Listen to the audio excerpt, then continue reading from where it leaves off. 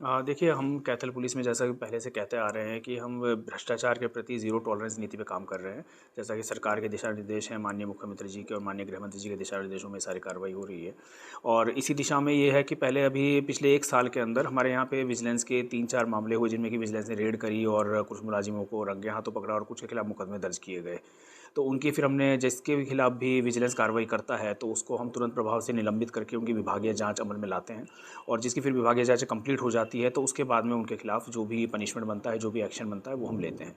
तो इसी दिशा में अभी तक हमने इस 1 साल के अंदर, पिछले 1 साल में मेरे कार्यकाल के दौरान 3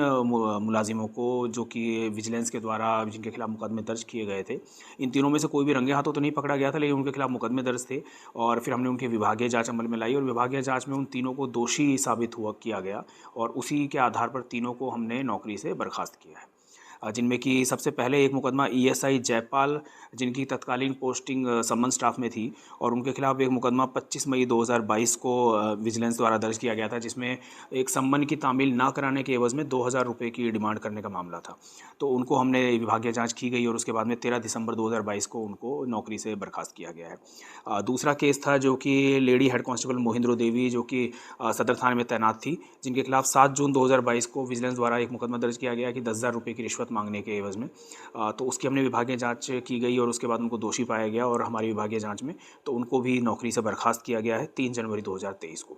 और तीसरा मामला जो है ईएससी महेंद्र सिंह है, जो कि एसए की पोस्टिंग थी जिनकी राजौंद थाने के अंदर, और जिनके खिलाफ एक एनडीपीएस के मामले में 1.5 लाख रुपए मांगने की रिश्वत के आरोप थे और उसमें विजिलेंस द्वारा एक मुकदमा 5 अगस्त 2022 को दर्ज किया गया था, जिसकी जाँच हमने की, विभागीय जाँच हमारे द्वारा की गई और उसके बाद उनको दोषी पाया गया। तो 3 जनवरी 2023 को उनको भी निलंबित किया गया।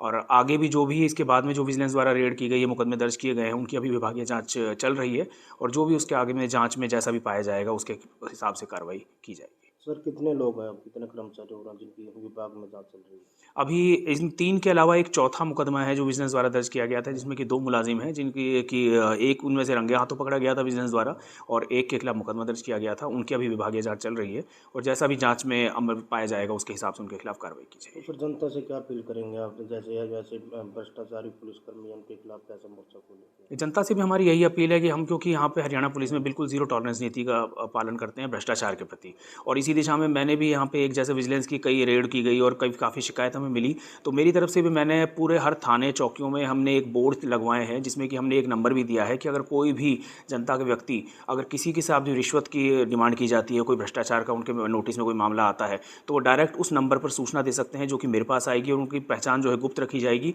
और हमारे द्वारा भी, लोकल पुलिस द्वारा भी जो भी कार्रवाई उनके खिलाफ, ऐसे मुलाजिमों के खिलाफ जो कि भ्रष्टाचार की गतिविधियों में लिप्त होते हैं, उनके खिलाफ जो भी कार्रवाई अमल में लाई जाएगी। तो वो ऐसे पुलिसकर्मियों को क्या चेतावनी देना चाहेंगे? पुलिसकर्मियों को यही चेतावनी देना चाहेंगे कि भ्रष्टाचार ना करें। हमारा पहले बार-बार अनुरोध रहा है, मैं हर क्राइम मीटिंग में जो भी मीटिंग लेता हूँ, मैं उसमें भी यही कहता हूँ, यही अपील करता हूँ कि आप किसी भी तरह की